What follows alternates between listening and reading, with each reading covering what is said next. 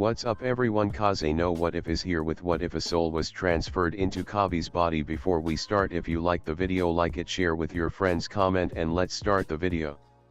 Marineford 3.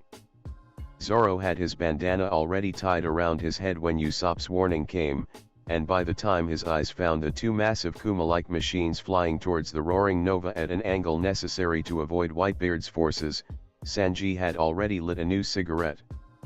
While Makita tried to nail them from a distance with her baseball-shaped loads of lead. To no effect, nowhere near to the speed of the real deal, the two robots whipped around and twirled as they flew, neatly avoiding Makita's assault while Usopp bit his lip in worry. If his hit landed, it would give away his position, and potentially surrender the advantage of surprise. They're not the real one. Usopp's warning revealed the somewhat obvious details he had observed from the main battle going on in Marineford proper. They're robots with laser cannons instead of the paws of the Shichibukai. The first pacifista arrived flying parallel to the ice, only to fling his arms forward at the last possible moment, unleashing twin laser beams that allowed it to flip back while impacting the flank of the ship, that vanished into mist. I can't keep my mirage up with those things tearing through. Nami's frightened voice rang loudly on the actual deck of the roaring Nova. The lasers easily burrowed through the ice, releasing a cloud of steam that Nami quickly started to manipulate with the latest model of her Climatact. Do what you can, witch. Zoro's laconic answer was mumbled through the hilt of Wado Ikemonji clenched in his teeth while he jumped beyond the bulwark, mirages of himself appearing scattered across the ice in a way that distracted the aiming system of the two robots. The first pacifista hadn't finished flipping about that the second began firing with precision through each of the copies, its mouth open as the inner, hidden cannon let up 3 shots for each second that passed. Makita's long-ranged attacks bounced with no issue off the raised arms of the first robot, while Sanji erupted from the mist, hitting with his heel the shoulder of the second one, which had dodged at the last second a blow meant to close its maw over the exploding projectiles it let out. Zoro's blades were carving at a never-seen-before speed through the resilient steel of the robot that hadn't managed to escape his ambush, and soon a leg was cut off, only for the swordsman to be blasted away by a third pacifista that had arrived from straight up in the sky. And it was then that Usopp realized what he had to do. As always when he began to figure out new uses for his power, a literally steely grin appeared on his face as he jumped off the tallest mast of the roaring Nova, activating the small transponder snail he had on his wrist while he fell. Frankie, we need to do that thing we talked about. It sounds like cheating. It sounds like having a power-up with lasers and the ability to fly. Usopp's sharp retort arrived with stars shining in his eyes, and even if he couldn't see Frankie while his feet impacted the deck of the ship, the springs he ate and merged with his calves making him bounce off it harmlessly. Where are you? The sniper fired 3 shots from his recently improved slingshot only to immediately eat the last version of the 3-wheeled motorcycle, merging with it in the last configuration he had figured out with Frankie just before the Straw Hat Pirate's second raid on an ice lobby. Only for the voice of the cyborg in question to reach him as he left the galley of the roaring Nova. I'm Suyuper here. He was his usual, cheery self, but he carried a thick backpack on his back, and 2 small cannons were mounted over a rounded support that he was barely managing to balance over his shoulders. And while his voice was jolly, his smile was somewhat fixed on his visage, and his steel nose was the only thing hiding the wrinkles of distaste for what was about to happen. Let's do it before I change my mind. As he talked, the first 2 pellets impacted harmlessly against one of the pacifistas, releasing a thick, white cloud of smoke. Through it were immediately fired a retaliatory laser strike that sailed harmlessly in the air where Usopp had been falling through. He fired, only for the third pellet to explode as black, sticky gunk over the glasses-covered eyes of one of the remaining 2 robots. While Sanji's kicks hammered the side of the only knee left on the pacifista that had met Zoro's fury, Makita braved the first line. Just like Zoro had done, she emerged from the ice turned steam with the speed only available to the truly weightless, and she kicked. Her body weighed exactly a kilogram, while the tip of her toe held 999 kilograms. when her kick landed on the back of one robot's head. It was as if a small landslide had been stuck into a bullet. The massive robot was flung headfirst into the unforgiving ice, which shattered upon impact, only for Makita to flutter out of the way of an arm playing with mechanical precision where she had been a moment before. The pacifista that had been momentarily hidden in Usopp's smoke flew outwards, mouth open to fire a laser at the obvious target of Usopp and Franky, who were momentarily busy, failed. With no warning, two slender arms appeared out of its shoulders and struck its head in a conjoined blow that forced it to close its mouth while the laser was fired. Robin's intervention made it stagger while Usopp's jaw reached the floor, only for Franky to more or less willingly jump inside the sniper's maw. The long-nosed, steel-jawed pirate immediately began to munch on the cyborg he had eaten, briefly merging with him while the wheels obtained thanks to Smoker's motorcycle allowed him to move at incredible speeds on the ice. The pacifista that had been hit by Robin rebooted in a split second, as its aiming system had been shot to hell, only to reactivate just in time to witness something utterly odd even when compared to the vast database of potential targets that had been made available in its program. Instead of the two separate targets of Cutty Flam and Usopp, his camera witnessed a single being, 6 meters tall and without a neck.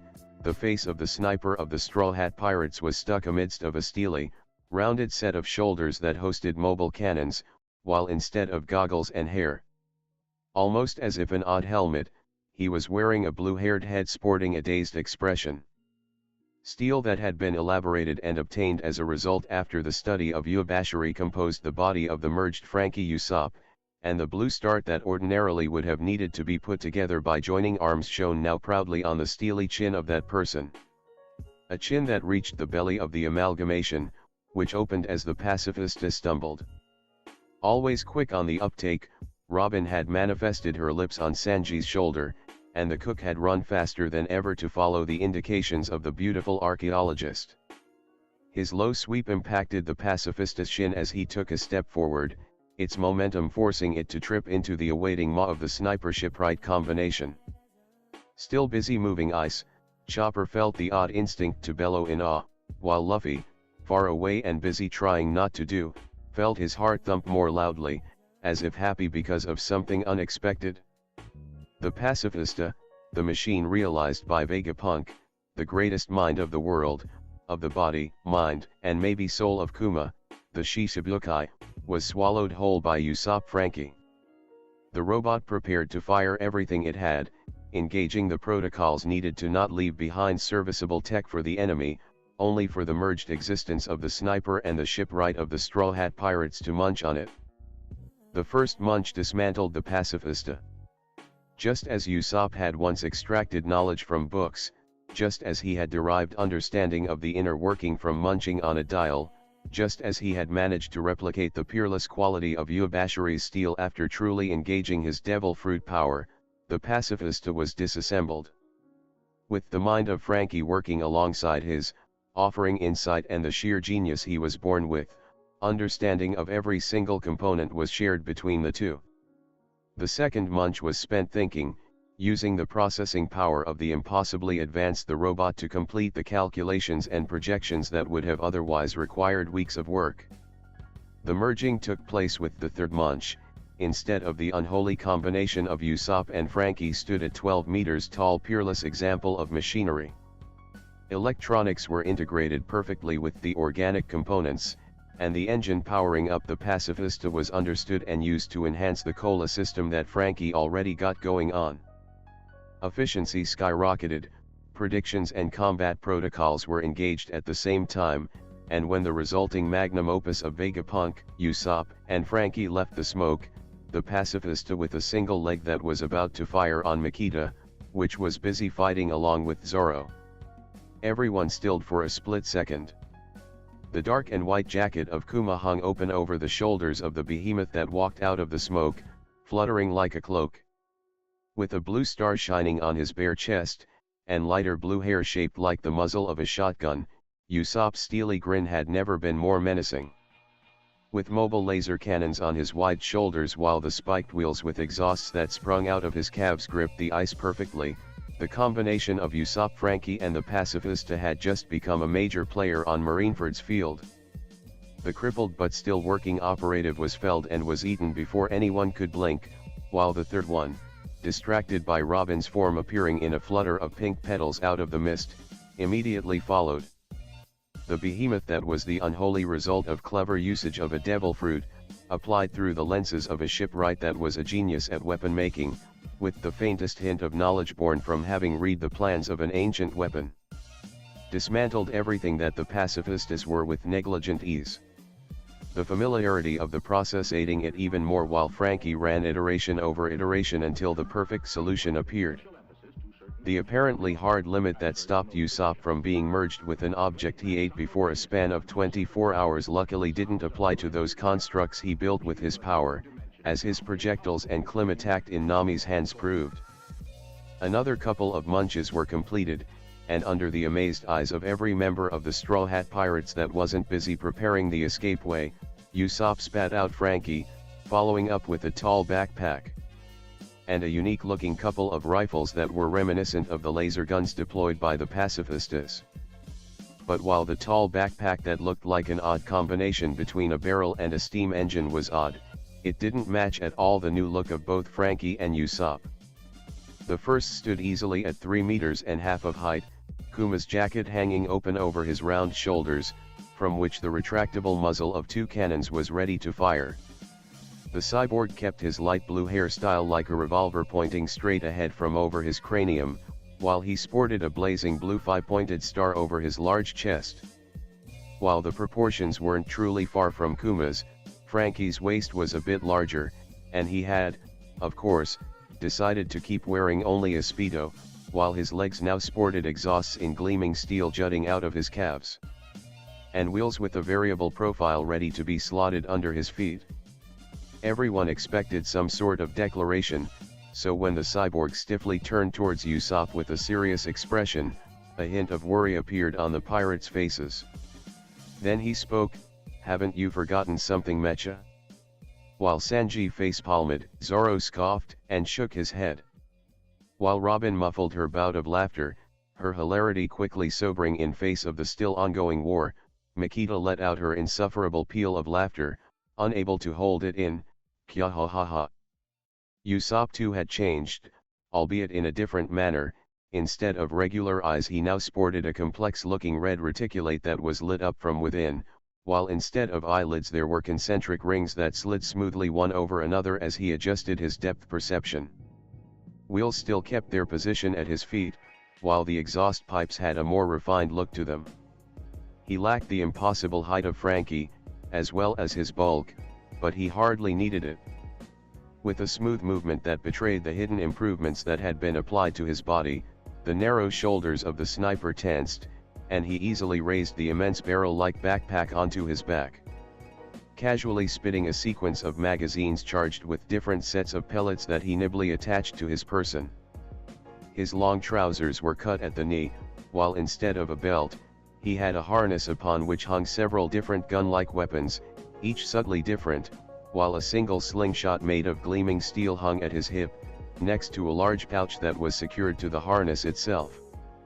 One of the 2 laser rifles was secured between the backpack that had to weigh hundreds of kilograms, while the other was embraced with grim determination as Usopp turned towards his cyborg friend, of course.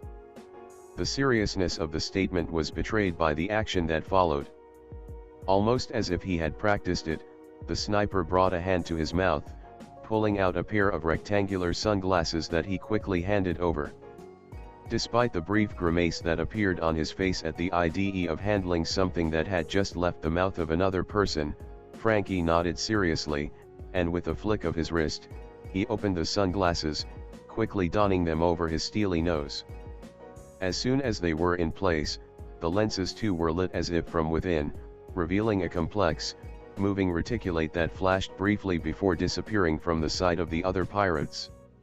Then, in a robotic tone, he thanked the sniper, "I owe you Mecha."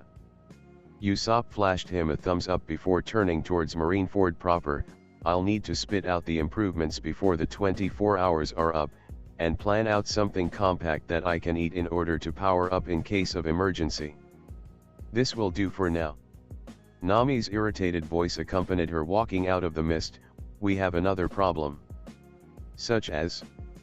Mikita was still trying to reel in the insane burst of hilarity that had almost overcome her, only to pale when the orange-haired navigator pointed at her back. While they were busy, the Moby Dick had disappeared. The shockwave of the clash between Sengoku and Whitebeard had blasted away Ace along with Luffy, Mr. 3, and Bentham, making them all tumble roughly on the unforgiving ground. Sengoku, not expecting a close-range attack from the strongest man in the world, was pushed back almost easily while Whitebeard's powers caused whipping winds to blast about while Marineford shook, and the rumble of that clash was echoed by a joyful, unrestrained howl. That which Ace couldn't compute was confirmed as Luffy laughed loudly. Ace, you're free. Violently moving his eyes away from his father's unblemished back, Port Ogas D. Ace was left observing the grinning, unashamed face of his younger brother, and as the chaos of war began again around them, he was momentarily undecided about what to do, alone against Sengoku and the admirals that were quickly closing in from wherever the battle had brought them. Even Whitebeard. A flash of light announced Kizaru's arrival, which exploded harmlessly against a vortex of blue flames, which revealed a stern-faced Marco. Snap out of it, Ace, yo it. Make for the ships. The familiar voice of his brother managed to shake Ace out of the funk he had fallen into, and in a blink, the incoming hordes of Marines that the small group of escapees would have had to fight through, vanished in flames so hot they burned white. Marco's words, however quickly delivered, had been enough to hammer in a single, obvious point. Dying, or remaining behind, would have meant throwing away all the sacrifices that had been made.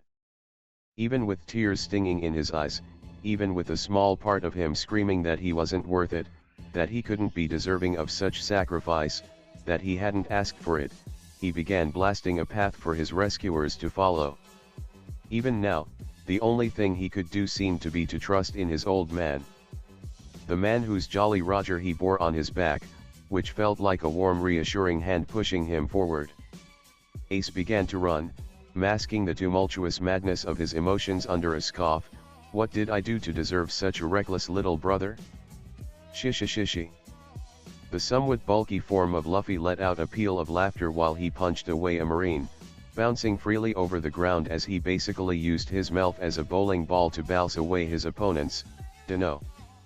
A spike of ice shattered casually against a raised arm made of diamond, which revealed the deceptively quick Yoza jumping in the way of Aokiji, whose uncaring expression remained utterly nonplussed even as the following punch blasted him away. A wall of wax was kicked over an incoming platoon of Marines by Bentham, who spun with a smile on his features and crying openly as he witnessed the marvel that was love between brothers.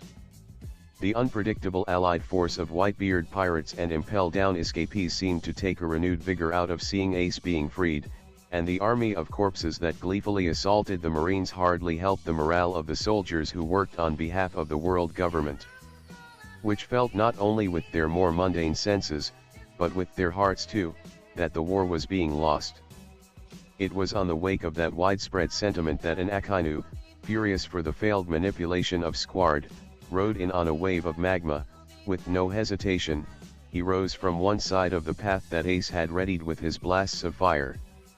Ready to personally erase the sons of the most dangerous criminals in living history, when his head was blown off by one laser fired from the other end of Marineford's Bay. The split-second distraction caused by the light-speed strike was enough to stall the otherwise unstoppable sweep of the Admiral, and Marco used the momentum obtained from kicking away Kizaru to rebound on the Lavalogia user. A blast of blue flames was enough to halt him, and something that would be told for countless years in songs and jokes happened. Bounding at the incredible speeds of the truly strong, a 15 meters long white wolf with a massive anchor at the end of its tail and a maw that was identical to the Moby Dick's figurehead appeared behind the small group composed by Ace, Luffy, Mr. 3 and Bentham, and without breaking its stride, it ate them whole. With the next step, the Moby Dick turned wolf bounded across the distance that separated it from the tall, armored walls of Marineford, and from there, it jumped clear across the ice where reanimated corpses were slaughtering Marines. where government-issued robots were being blown apart by weapons that by all rights should be prerogative of the world government. Fired with unmatched precision from the mist that hung like a veil across the expanse of the bay that was hosting the hips of the first divisions of the Whitebeard pirates along with the roaring Nova. Ace is safe. Moving between Kizaru and Akainu, Marco's voice sounded tired despite the blue flames constantly rejuvenating him. Everyone, back to the ships. Not far from him, Whitebeard was having the time of his life, with no need to fight until that moment. He was as fresh and rested as he was going to be. The Moby Dick had brought him to his wayward son just as easily as it had brought his family across the unforgiving waters of the New World for decades. And despite some grumbling on the ship's spirit's part, it had obeyed when the Emperor had tasked it with making sure that Ace would be returned, along with his unexpected rescuers, to the ships ready to depart. Not yet tired, the blows of the strongest man in the world struck with the unmated fierceness of the hurricanes, the unbelievable might of the earthquakes, and Sengoku was pushed back, time and time again, forced as he was to spread his golden light to prevent Marineford from sinking. Alone among enemy forces, Edward Newgate was free to fight unrestrained, uncaring for collateral damage, as his forces were far behind, and slowly retreating despite the protests of some that managed to reach his ears. His massive Naginata blasted Sengoku off his feet while he jumped across the distance that separated him from Marco, one of the few that he knew were able to withstand the danger impregnating every inch of the area surrounding the Emperor, and with another sweep of the weapon, Akainu joined his superior, unable to hold his own against the might of Whitebeard. The eyes of the almost ancient pirate took in the worried faces of the slowly retreating pirates while he nodded with his head towards the ships. Of course, Marco wasn't just going to leave him behind. Proving just another time why the Whitebeard was unique in the world, the Phoenix man shook his head. "I'll stay here with you, Pops, to help." "Help?" The sardonic question came with a rumble of faint laughter as Aokiji let go of the retreating Yozu in order to give his all against someone that he had no qualms fighting against with no holds barred. Ice exploded in a fine mist, magma splashed as if harmless water, and light scattered as if dust in the wind, while Marco's blue flames guttered, in a wind that whipped the world with the same violence of a hammer. "You think I need help?" Marco assumed his full phoenix form and flew upwards, knowing that he had inadvertently touched the pride of the old man. If Luffy's burst of Conqueror's haki had run like a gunshot amidst the chaos of the war, what came next was akin to the low beginning of an earthquake. It was all-encompassing, absolute, and undeniably heavy. It rang as if a never-ending thunder, squashing everything in its embrace. The air cracked, while upside became down, and the old fortress of Marineford began to crumble while Whitebeard let out an overwhelming burst of laughter that seemed to be a drummer reinforcing the presence of his haki, which spread like a never-ending shadow capable of blotting out the sun, bringing with it the same certainty of a man capable of going toe-to-toe against Gold. Roger, the very present memory of a pirate that had sailed fearlessly for decades. A man who had sunk islands by mistake while messing around with the king of pirates, a man who had earned the respect of Odin himself. And when he spoke, his voice sounded clearly in the ears of everyone, overwhelming every gunshot, every explosion, every cannonball striking against stone, every scream, and even the rumbling of the world that was shaking because of the Emperor's power. "I need no help. Because I am Whitebeard. And not going to lie, I've been thinking about Frankie and Usopp abusing a pacifista since I had him eat the chomp chomp fruit. I wanted to close Marineford with this chapter, but there was just too much stuff to work through, even while cutting off almost everything, as I've done. The quality of the fights is nowhere close to my usual standard, but in my defense, I also tried to write 3 pacifistas versus 5 pirates without using the split POVs that would have allowed me to indulge in a greater deal of detail. Still, I've begun this FIC exactly 1 month ago. How crazy is that? With the next chapter, we close Marineford, leaving up only the epilogue of Paradise. I don't know if I'll ever write the New World part of this FIC, we'll see. As always, Don't be shy with the reviews, and let me know what you think. Chapter 19. Marineford 4. The Sabayati archipelago had always been characterized by a tense, superficial peace. Less than a coat of white paint over a black material and more like a silence capable of being broken by the first uncaring shout. Those that lived there were either keeping their heads down hoping not to fall into a slaver's heist to add numbers to his cargo, under the attention of the occasional celestial dragon, or directly profited from the state of things. There was no in-between. Of course, the only other kind of people that reached the final island of the first half of the Grand Line were those that often for the first time since they set sail, found themselves holding back on their impulses, swallowing the fierce will that brought them from the meanest of the blues to this halfway point towards the One Piece. Almost paradoxically, the worst criminals to set foot on the stage that was the race to Roger's treasure in the past year, those who had risen head and shoulders above the rabble that managed to sail on the Grand Line, were the first ones to wish for quiet and peace while on the island. The Marines couldn't keep too close an eye on what went on, as officially, slavery had been banished 200 years before, and the criminals were incredibly aware that an admiral could appear faster than they could disappear under the waves towards Fishman Island. Listening to the news coup, this year had seen the rise of what had been dubbed the worst generation, instead of the single, hot-headed pirate heading off to bite more than what he or she could chew with his crew along their meteoric rise. This year had seen no less than 9 of those captains appear on the stage that was the Grand Line. Supernova was a term used to define those pirates whose bounty breached through the 100 million belly within a year of sailing onto paradise, and those seafaring criminals merely used the bounties spread thanks to the news coup to check out the competition, as it were. First off came Capone Gang Beeg, worth 138 million belly, equivalent to the godfather of his crew. He had simply felt that his thirst for power and riches couldn't be satisfied while remaining on his home island, and so he had decided to brave the seas with his family. With her mysterious past and powers, there was Big Eater Jewelry Bonnie, worthy 140 million belly. The magician Basil Hawkins had a bounty of 249 million belly, while Roar of the Sea Scratchman Apu's head was valued as 198 million belly. The Mad Monk Courage was worth 108 million belly, while Red Flag X Drake's head was valued as 222 million belly. And Trafalgar Law, the Surgeon of Death, had a bounty of exactly 200 million belly.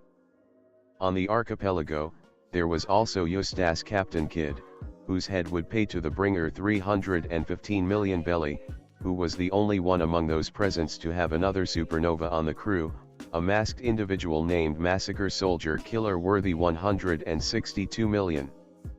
All of them was more or less aware of the presence of the other supernova on the archipelago, and each of those captains was quietly at war with themselves.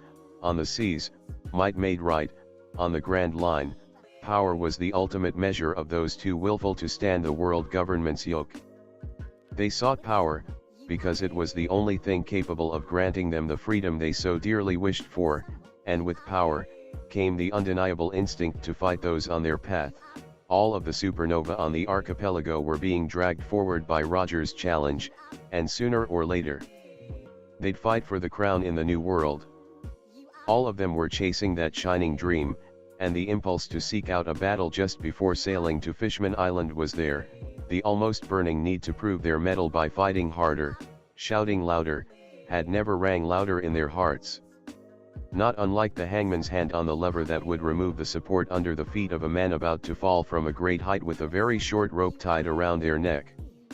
Some among those pirates had been waiting for the crew of the last supernova captain.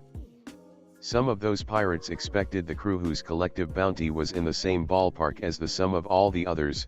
Eustace Kidd's pirates had made waves when Killer's worth had breached the 100 million benchmark, and that piece of incredible, and maybe worrying, news had vanished under the veritable tsunami that Straw Hats arrive into paradise had caused. With the highest bounty ever registered for a rookie pirate, the first mate estranged menace, Charlotte Coby, was worthy 330 million belly, and in a maneuver that stank of political manipulation to high heaven. His bounty had been released through the news coup one day before his capture had been announced. Straw Hat, Monkey D. Luffy was worthy 295 million belly, and commanded a crew of limited dimensions that nevertheless outshone the entirety of their contemporary criminals.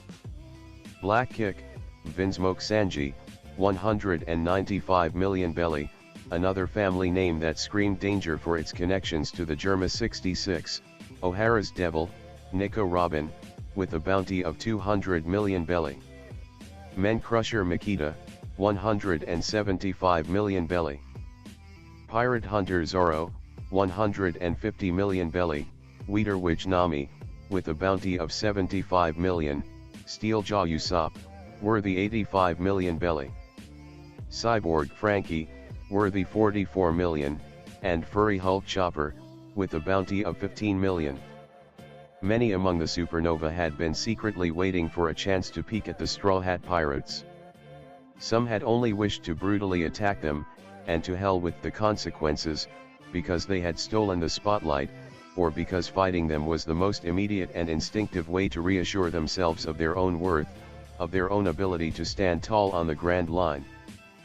But the Straw Hat Pirates never appeared on the archipelago, and while some of those awaiting for a confrontation of any kind had been quick to make snide comments about their absence, it was telling that such a self-serving and self-centered group of people would stoop so low as to keep an eye out for those that undoubtedly should be deemed inferior, if only because, with the dream of the One Piece clear in their mind, the Supernova knew that they'd have to be the most powerful to succeed. Yet in their minds, something faint, something easily dismissed, had deflated in relief at the absence of the crew that was composed for the most part of Supernova caliber criminals. With a collective bounty of 1,369 billion belly, there was just an intangible weight that surrounded their actions, and expectations to be met. Those that strived for the One Piece had little space for doubts, those had been useless and discarded as the pirates first set sail, and yet, when their own adventure in the Grand Line had apparently taken place in the long shadow cast by another crew, unconsciously, some of those rookie pirates that managed to reach the halfway point in a single stretch, at least for a split second, for something too ephemeral to be truly considered, had doubted themselves.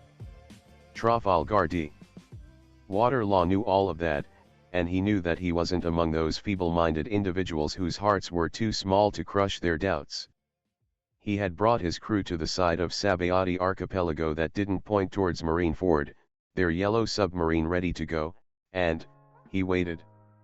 The apparent peace and quiet that described the jolly Sabayati Archipelago had survived the tense atmosphere that the Supernova-class pirates had caused by gravitating around each other. And Law had settled with his crew to observe one of the giant screens that had been set up so that the world government could show the world the execution of one of Whitebeard's sons. Of course, it had been a setup to match the might of the Marines against the strongest man in the world. Anyone con two brain cells to rub together could guess that much. To re-establish the world government's power in the eyes of the civilians who had been floored by the last year's uprising in the pirates' numbers. Of course, that the Straw Hat Pirates would manage to find their way onto the bloodiest and most high-stakes battlefield of the past 10 years, somewhat didn't truly catch Law by surprise. That the first mate had apparently been freed, signaling a successful escape from Impel Down, somewhat did. That their ship sailed on a white cloud unrolling like a carpet, left him scrambling to keep up his impassible facade. Spotting a living skeleton forced the surgeon of death to rub his eyes in disbelief, even if it merely confirmed that for all the noise that the Straw Hat had made, they still had some tricks and crew members up their sleeves. Of course, the world government and the Marines hadn't entertained the possibility that the moment they planned to use to re-establish their might in the eyes of everyone would crash and burn at the feet of the only man who had been said to be the king's equal. In their plans and calculations, they hadn't considered the most obvious fact. Even dismissing the dead rising against the Marines, the freeing of Port Ogas D. Ace, and the disappearance of the Moby Dick, there was a single, unstoppable snag. Something that the Yonko was eager to remind the world: I am Whitebeard. The man holding the visual snail had clearly been instructed in what to do by someone on Whitebeard's side, because even when the archipelago shook lightly, the camera kept rolling. The naginata of the Emperor crashed against the admirals indiscriminately, almost used as a fly swatter, just to free Whitebeard to truly fight the golden form of Sengoku, who was witnessing the entirety of his plan shatter under the might of the strangest man in the world. Law watched with eyes widening imperceptibly as he put together the giant wolf's appearance with the Moby Dick's disappearance, coupled with the first resemblance to the second's figurehead. He, as countless others, looked with his jaw threatening to drop to the floor as he truly witnessed the scale of the power of those sitting atop the world. Undoubtedly the other pirates were already planning ways to grow mightier, because if that was the standard of one emperor, those that truly aimed to Roger's throne were meant to rise above. Almost as an afterthought, the camera moved to the side, showing the world Marco the Phoenix burning through the pink-clad form of one of the Shishibukai. And Law's hands clenched painfully on his sword as Doflamingo unraveled into a mess of strings, clearly not dead. The total sum of the bounties of the Supernova-class pirates, without counting any member of the Straw Hats, amounted to 1,732 billion belly. And in Law's mind, there was no doubt that even if they didn't all manage to survive, after this display, the collective bounty of the Straw Hat pirates would break through the metaphorical roof. Law remained outwardly relaxed as he witnessed the visual snail responsible for sharing the events taking place getting stolen from a flashy pirate, who seemed happy to expound on his virtues and frightening skills while showing the world what was happening despite the clear wish of the Marines to stop the broadcast. He watched as the world changed forever. It was almost too easy for Coby to retreat along the masses of escapees from Impel Down and pirates, while his more or less improvised army of undead buried its hooks into the human psyche for centuries to come. Crippled, with missing limbs, with jaws torn away revealing the bloody mess underneath, with holes in their bodies, the unnaturally pale zombies fought without feeling pain, without resting until the heads were removed from their shoulders. Only for the bodies to keep moving without direction, until Coby fully committed with all the shadows he had collected up to that point, letting his coat fall to the ground, only to throw his own shadow ahead. Moria had eaten the shadow fruit, but instead of making him a shadow human, it had made him a ruler of shadows. And when it came to creativity, ingenuity, and bringing a simple principle beyond its logical extreme, Coby was much more capable than the dead Shishibukai could ever hope to be. The first mate of the Straw Hat Pirates stood with his back towards the ships ready to sail away, Nami's mist falling over Coby's form while his shadow ran across the bay, still connected to his body. He was aware of what happened in his immediate surroundings thanks to his exceptional body, but all of his focus was spread through his own shadow acting as a network to coordinate the cover for the pirates' retreat.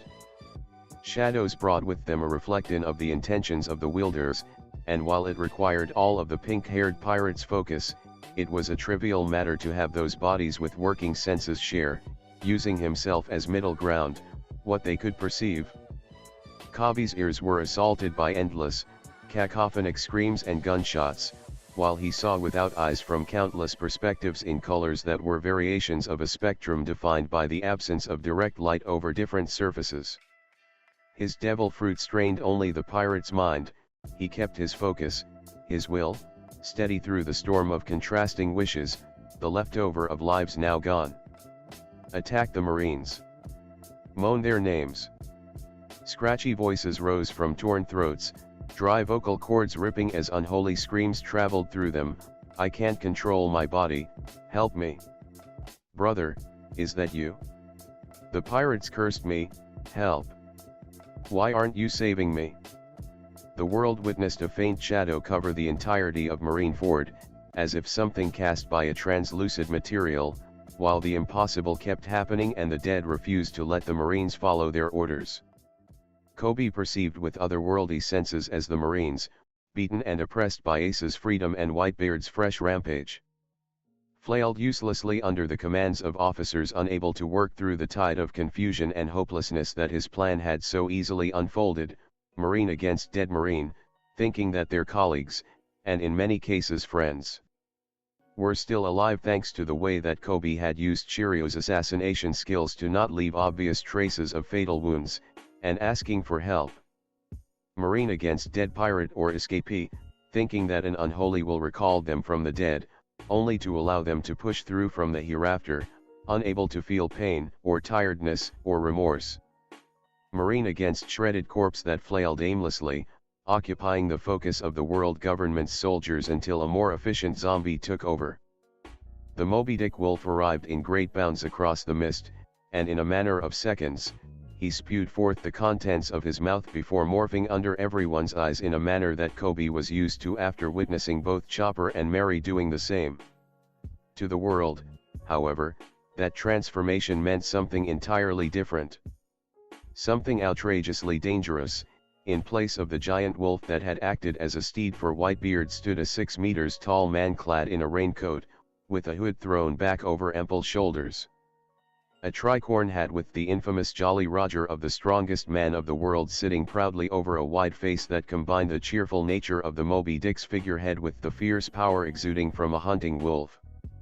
Those he had freed didn't have the time to fully come to terms with the fact that they had just been spit out by a ship-wolf spirit hybrid that Moby Dick jumped on the front line. Punches that carried all the weight of his massive original form crushing the giant's skulls with the same ease Coby could split a coconut using Ryu. A wolf's tail that seemed made of the same metal that composed the anchor cutting easily through those marines that dared impede the retreat of the being's family. Coby's hand closed over Ace's left shoulder just as he crouched to jump forward, stopping him mid-motion. This was all meant to avoid you being killed. If you move from here, everyone will stop retreating. If you must do something, call your family. And use long-range attacks to facilitate their retreat. It comes to mind that everyone is standing on ice. Maybe melt it? Luffy's breath was heavy because of the energy spent in his dash to rescue Ace, but he limited himself to adjusting his straw hat while letting out an amused peal of laughter. Shish ishi. Coby's right? Firefist Ace frowned in distaste at what he had been told, but there was just no denying the truth of the matter, and so he began shouting orders over the chaos of the battlefield. Off to the side, Mr. 3 was cradling his head in his hands while tilting back and forth, repeating as if a mantra, "Never again, never again, never again." Bone-chan. Luffy's hand clasped Bentham's shoulders before the latter could resume crying in awe and appreciation of the brotherly love that he had just witnessed survive against the might of the Marines. "Join my crew." Straw-chan. Coby rolled his eyes as the two friends hugged each other, the Okamas tears positively making it look like it was raining as he accepted to join the Straw Hat Pirates, only to return his attention to the battlefield. Above Marineford, Marco let out a flare of blue flames that kept everyone focused on the retreat, even as the world shook because of Whitebeard's strike against one of Garp's extended punches. "Garp!" The voice of the strongest thundered with the impact of flesh on flesh that sounded like a boulder striking marble, and for the first time, a genuine silver of rage could be distinguished as the old pirate spoke. "What kind of man doesn't protect his family?" It was then that Coby understood what was going on and thanked his lucky stars. For all of his might, Whitebeard shouldn't be able to fight off Sengoku and Garp at the same time. Not with three admirals bouncing back and forth with distracting attempts to take potshots at the old man. And just as it was obvious to the first mate of the Straw Hat Pirates, it was clear to Sengoku, who snarled under the golden, holy light that surrounded him. Monkey D. Garp couldn't bring himself to actually fight Luffy, which had allowed him to reach Firefist Ace. And now that his older grandson had been freed, he couldn't bring himself to truly bring to bear his full might against the man who had made it possible. Against the man who had made the reckless brat one of his sons, protecting him when the Vice Admiral couldn't. Most of the Whitebeard pirates had by then regrouped behind the lines of undead still fighting, the division commanders standing between their brothers and the carnage going on in a line that was growing smaller and smaller. Even then, the pirates retreated while throwing worried glances at their father, only for their eyes to stop on the Whitebeard Jolly Roger that fluttered proudly on the black raincoat covering the Moby Dick in his hybrid form. His punches had stopped raining onto the enemy once those strong enough to prevent the retreat of the more isolated groups of pirates had been taken care of, and while his eyes never left the main battle going on behind enemy lines, he kept walking backward, his steps pacing the unhappy retreat of Whitbeard's family. Off to the side of the bay, one of the 5 Marine warships that had delivered the immense number of impelled down escapees onto Marineford's battlefield had been repaired and right-named, and the survivors were quick to scramble onto it. Hovering high above the ship was Boggy the Clown, with the visual transponder never stopping his feed to the rest of the world as one of the emperors reminded to everyone why the world government had needed to accept the Shishibukai as part of their forces in order to stop the plague of pirates from spreading too wide. Vista was the only one of the division commanders that wasn't part of the retreating line, but bloodied and sweating, he was pulling all the stops to hold back Mihawk himself, the greatest swordsman in the world. The great black blade Yoru swept through the air with the grace of a feather carried by a summer breeze and the intrinsic power of a strike of lightning, while the 2 swords held by the Whitebeard pirate kept up in a dangerously hypnotic flurry of blows. The pacifistas had long been taken care of, while Ace had taken to heart Coby's suggestion and kept blasting fireballs onto the Marines, corralling them off on platforms of ice which forced the soldiers to stand their ground against the countless shadow-empowered dead bodies that kept fighting. Above the battlefield, Marco occasionally kicked Doflamingo out of the air, keeping the Shishibukai from enjoying himself, while he kept an eye on the retreating forces. As Nami's mist faded, the numbers simply too vast for her to hide, Usopp aligned his brand new rifle and tried to read the fight so that he could help Whitebeard, from the advantage of his higher position. He too could read that the only thing everyone was waiting for was for the Emperor to disengage in order to retreat. It was just as Coby began to relax that the unexpected cut the wind from his sails. A wave of pitch-black darkness rushed as if the head of a striking snake from a pile of rubble, and one of Whitebeard's swings didn't cause the earthquake capable of slingshotting Akainu away from him. Instead, the blow simply blew apart one side of the Admiral, who simply turned into lava while he managed to strike the side of the strongest man in the world. As Whitebeard grunted in pain, a lifetime of experience allowed him to avoid the life-fast kick that Kizaru tried to nail his head with, while slamming the end of his naginata into the golden palm of Sengoku. But it wasn't enough to stop 4 spikes of ice from nailing his left leg, courtesy of Aokiji. A split second had been all that was needed to turn the fight from an evenly matched brawl into a suddenly deadly game. At least for Whitebeard. His breath, which had been heavy but even, hitched, and the perfect flow of a battle among titans was disrupted as a new player made his way onto the field. "Sorry I was late, Sengoku."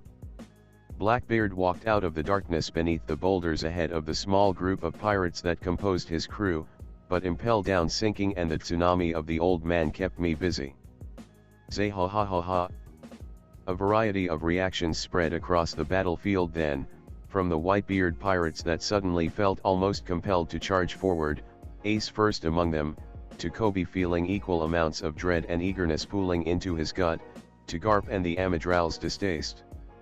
To the Emperor's actual stirrings of true rage, to the most dangerous development thus far.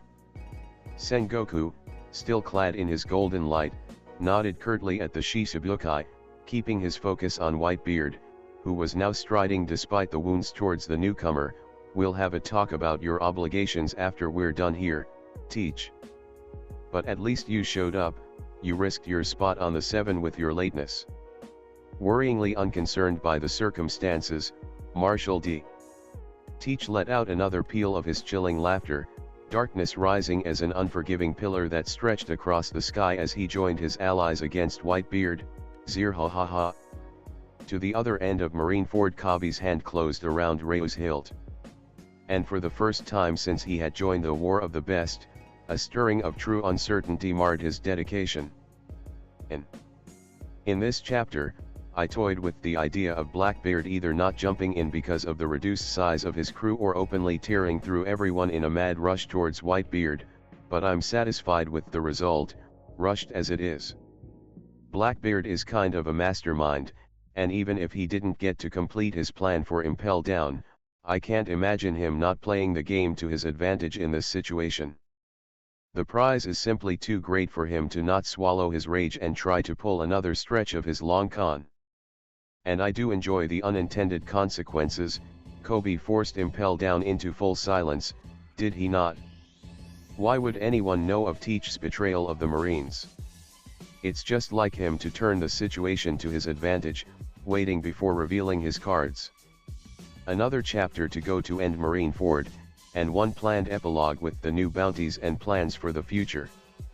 As always, let me know what you think. Chapter 20. Marineford v. My breath entered and left my lungs harshly, almost tripping over my teeth, while I clenched the hilt of Reu. This, I hadn't prepared for. While I was tired, it wasn't exhaustion that made my heart hammer furiously in my chest, simply, the dreadful reality of the last development had completely blindsided me. That fucking bastard. Even as a more analytical part of my mind could appreciate the long con that Blackbeard had apparently managed to save, undoubtedly despite the apoplectic rage he had to be feeling at the moment. I was left substantially tired to observe as the embodiment of darkness worked with Sengoku and Garp against the strongest man in the world. And I could do nothing to intervene, besides holding a bite tighter, with my free hand, the shoulder of Portogas D. Ace, whose hair had been swept up in a flare of flame as he witnessed the betrayer of his family engage Whitebeard himself. How would your old man wish to die?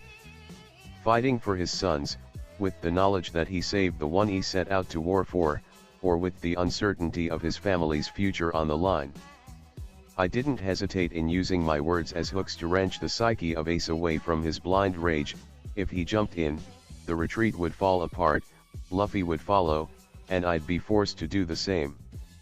Coby, the note of censure in my captain's tone was enough to make me grimace, meeting his dark eyes over the trembling form of conflicted Ace.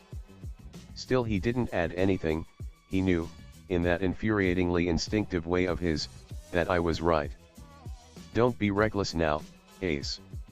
I used a kinder tone while I forced my eyes away from the clash among golden light, earthquakes, and pure darkness, my voice strained as I was forced to split my focus between the coordination of my zombies and what I needed to say to Fire Fist.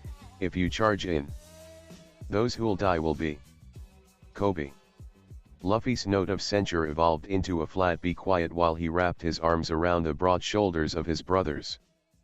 I simply nodded, returning my entire focus to the events unfolding. Whitebeard's Naginata swept large swathes of the terrain, turning stable footing into pits hungry for those foolish enough to stand nearby, but among flashes of light that Marco couldn't always occupy, plumes of lava and shards of ice, the strongest man in the world was being chipped at.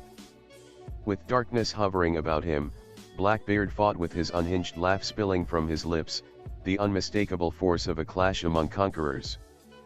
Pops! The shout had begun unconsciously from the retreating forces of Whitebeard, but in a single breath, it grew as a living being, echoing over the din of war and the chaos of battle. Then, from behind me, a flutter of laser beams rocketed the mess that was the fight ongoing between the Emperor and his lesser opponents. What? Turning my head, I spotted the uncovered form of the roaring Nova, Usopp atop our tallest mast, and the new, hulking form of Frankie with his open palms aimed forward. The explanation for such changes was an easy one, and it stole a peal of laughter from me.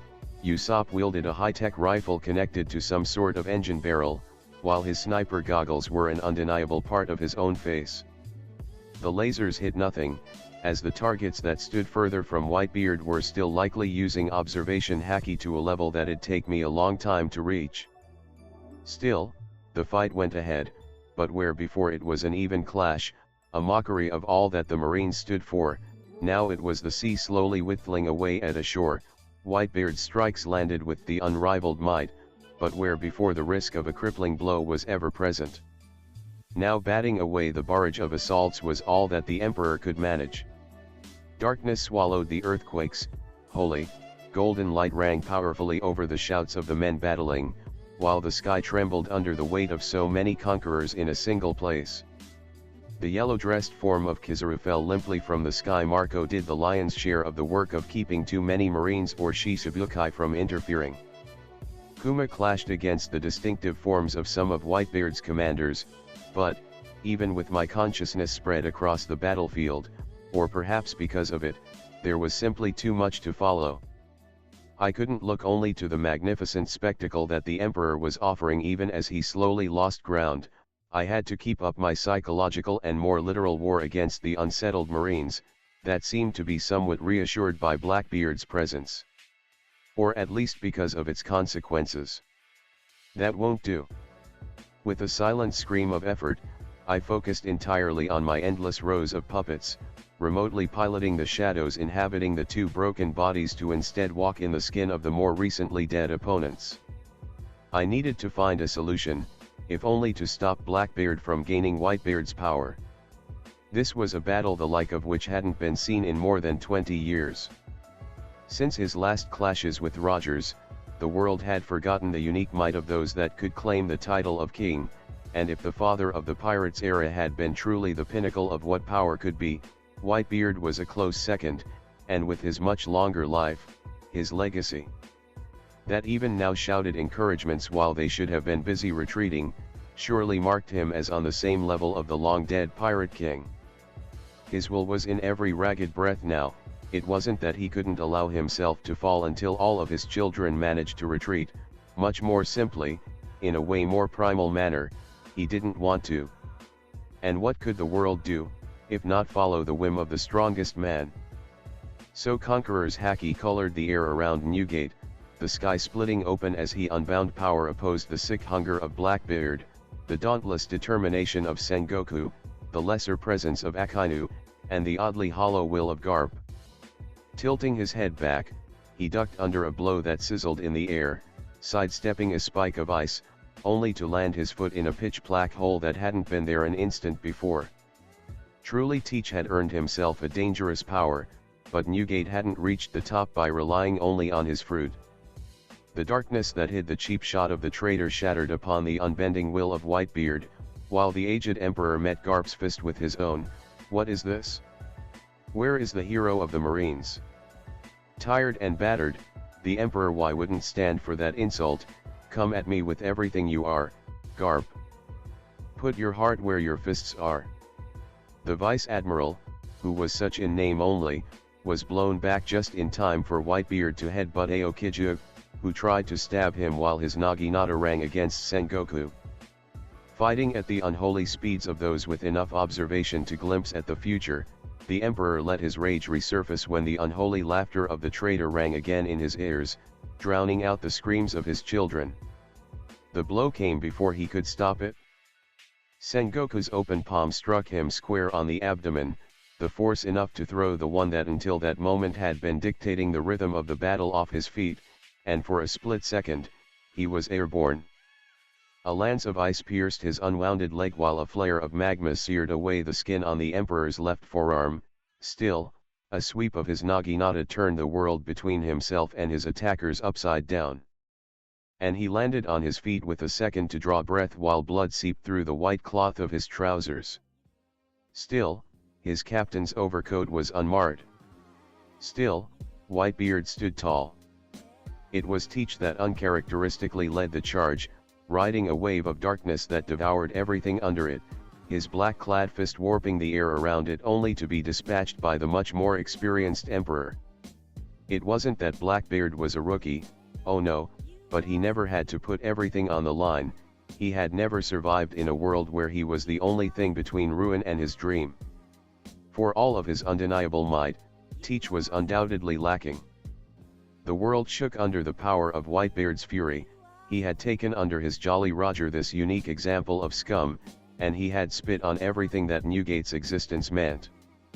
Blackbeard had grown like cancer under the cover of the Emperor's dream, and now he dared to face him. Hadn't this scum listened to the man who had once been his father? Despite his age and wounds, Newgate was Whitebeard. The naginata cleanly cut through the right forearm of the traitor, whose unholy laughter was now cut by a choked scream of pain. Distracted by the loss of one hand at the wrist, Blackbeard was struck down by a punch that made him crash into the ground, darkness quivering into nothingness under his body, and the world trembled again. Filth like that, who had remorselessly killed one of Whitebeard's sons, could not be allowed to walk unscathed. Blackbeard spat blood as one lung threatened to collapse under broken ribs, and the rest of the opposing forces took that moment to strike. Once more, the golden light of Sengoku's palm was met by Whitebeard's naginata and the hurricane that it carried with the slash. While Garp lagged behind, Aokiji managed that which had been attempted endless times during that fight, and a long spear of ice nailed the gut of the Emperor, exploding into endless shards and opening the way through one kidney even as the Emperor struck back, shattering the legs of the Admiral with haki that could not be denied. Off to the side, after having defeated Kizaru in the moment of distraction offered by the laser strikes coming from the bay, Marco burned in blue flames as the magma parted harmlessly under his will. As far as power interactions went, Akainu simply couldn't hope to oppose the mythical Firebird, that left haki, but where the rabid Admiral was powerful, he couldn't match the speed of the first commander of the Whitebeard pirates. Even if the retreat of Whitebeard's forces went ahead, with all the chaos it entailed, for yet another second, the world seemed to still, holding its breath in order to witness that which was about to happen. Every child could tell that the events to come would redefine the next era, and that its fate was upended on a knife's edge. With a flutter of blue wings and a whipping of the long feathers of his tail, which shone black for a split second, the Admiral was flung into one of the chasms that the fight had opened into the great fortress of Marineford. Sengoku and Garp ignored the pained screams of Blackbeard and Aokiji with the unrelenting focus that only the true veterans knew, and while Whitebeard put his all into stopping the devastating power of the fleet admiral. Garp's right fist landed a liver shot that made blood splurt from the old pirate's lips, and while Blackbeard rose again, apoplectic fury written on every line of his face, the Emperor was once more forced back. Not far behind his back, the forces of the Marines were suddenly conflicted between the idea of swarming the Emperor and keeping up the even if the entire island was surrounded by a storm caused by the clashing powers. The sky directly over Marineford was clear, as if the eye of an hurricane, letting the sun shine uncaringly over the bloodiest war in recent memory. One last time, the lines of the battle were drawn anew. Just as a half-assed Marine force composed of those officials who had given up on keeping order among their forces began to march towards the Emperor's back, the fights with the commanders of the Whitebeard pirates came to a close, and as if ordained by a higher power, the undead Marines surged forward as a single being, separating themselves from the pirates that were now ready to climb on their own ships. Unbalanced by the sudden surge of opposition when until that point the screaming hordes of the undead were being pushed back, the Marines stumbled in their approach, and while some tempted to bring everyone back to a semblance of order, laser beams were fired to devastating effects, aiming not only the officials, but targets that would reveal themselves if the Marines under Usopp and Frankie's gaze managed to dodge. Then, as if to spitefully add some color to the already apocalyptic spectacle, fire rained from the heavens. Far up above the line of ships, Ace showed why his moniker had been enough to cower countless opponents as he poured all of his anguish, all of his rage, and all of his gratitude, in his flames, which burned white. The ice sublimated immediately, and the Marines who had decided to turn back onto Whitebeard himself were suddenly struggling not to fall into boiling waters, while the vapor hid the Emperor from view. In the increased chaos, the bodies animated by shadows fell apart under the assault of sea water that exploded all around them, and Coby grunted in annoyance when his connection was abruptly cut. Maneuvering carefully, Coby's own shadow stood on its own for brief instants, drawing the eye of officers that were gunned down by Usopp, Frankie, and the odd contribution from Makita, whose power kept being tweaked, attempting to maintain its grasp on those balls of lead that left her fingers. Where at the beginning of the fight she could only throw them as if weightless, they begun to grow a tad bit heavier than what they should have been once they left her hands. The pirates and impel down escapees that were trickling into the ships ready to depart too began shooting into the white-clad forms of their opponents, driven by the desire of helping Whitebeard or by a final act of spite against the Marines. When the steam receded, blown away by the unimaginably powerful strikes taking place over the ruins of Marineford proper, it was to the sight of a teary Marco flying away from the clash. But even as he obeyed the obvious last order of his father, he gave proof of his indomitable nature as a pirate. While he flew, a cascade of blue fire fell over the titanic shape of Whitebeard. The swathe of blue flames coursed over the form of the strongest man of the world, eating away at his stamina to rejuvenate the otherwise crippling injuries he had undertaken. Whitebeard, Blackbeard, Sengoku, and Garp were the only ones still standing on the ruins of Marineford. Uncaring of the Marines scrambling for any occasion to survive, while the few undead still possessed by shadows gave everything they were to maintain the mayhem that had allowed such a smooth retreat.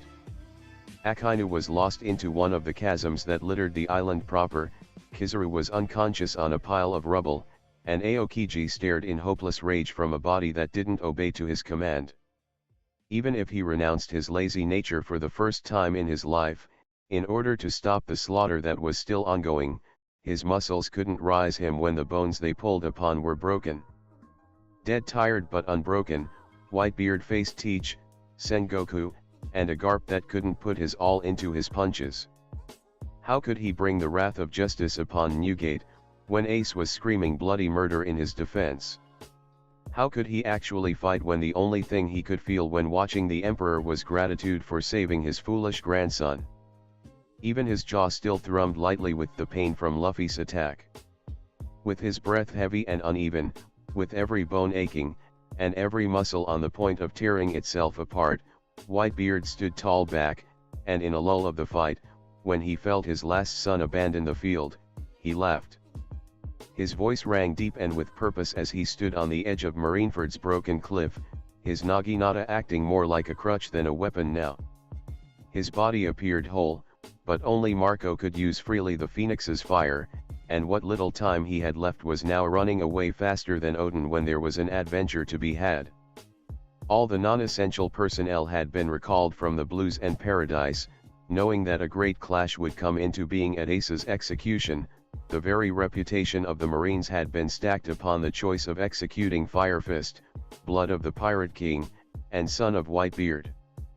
The entire world watched from the cameras that the Marines had set up to showcase their victory. Undoubtedly, now they were regretting their choice.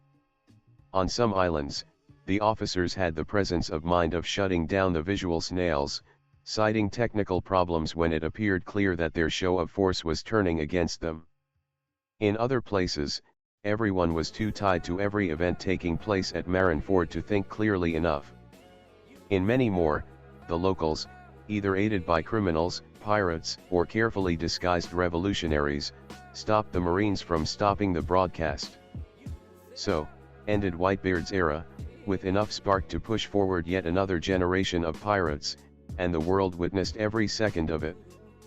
Marco streaked through the sky not far from his father's body, the cameras unable to get a good focus on his form, and in front of the battered form of Sengoku, the bruised presence of Garp, and the one-handed existence of Blackbeard, the world held its breath at the Emperor's last laugh.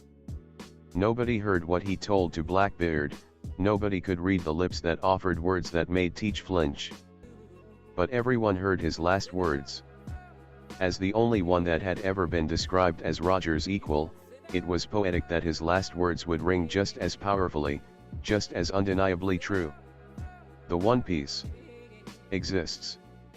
Whitebeard died standing on his feet, and when the wind tugged away his captain's coat, it revealed a back unblemished by any wound or scar. Then, in a blur, Marco's phoenix form soared over the Emperor's dead body, and in a flurry of movement too fast to be followed, the naginata fell into the shadow of the body, only for that shadow to be taken too. And for the body that cast it to vanish into fine ashes that immediately were blown away by the winds. And yeah, Coby talked with Marco in the background to not leave the body to the Marines to be desecrated. Who knows what will happen now? I kind of had to force myself to write this, and in the process, I realized something. While the concept of fanfic is clearly meant to follow this format instead of the actual novel like one of the other stories that I favor to read, those other stories are infinitely better. The only thing that the best fanfictions have in common with the original, canonic version, is the setting, and often not even that. This chapter has been ready for almost a month now, but I felt that there was something off with it. The answer was that there is something off with the entire FIC. While it worked well enough, rewriting in 100k words the entirety of Paradise completely erased any investment I had into the story, never mind the almost verbatim following of canon, which truly sickens me. In short, I loved the easy speed that I could keep up for this story, the kind of zero effort that I dedicated to it. I wrote it while watching movies or whatever, and now that I look back on it, I realize that I would have preferred to dedicate the same amount of time to writing 2 chapters for Meddling Giant, which is proceeding at a slug's pace. Still, here we are, rushed as all the other chapters, but finished. Maybe I'll have more fun with the sequel, but until this point of canon, I was able to neatly sidestep the bullshittery that is Nika, something that becomes increasingly more difficult as Oda took for the first time, besides the drawing of women, the same road of everyone else, turning the awesome adventure of Luffy into a prophesied slugfest. Still, this chapter marks the end proper of this FIC. I will eventually release an epilogue, maybe with the new bounties and an edition of the news coup, setting up the power-ups of the crew before the final stretch towards the throne for Luffy. If nothing else, I'll post the sequence of events I expect for that sequel, as I don't think I'll ever get around to write it. I'm trying to find again a good routine for writing, but it's kind of hard at the moment. Still, let me know what you think. I hope you guys enjoyed the video. If you liked it, subscribe to my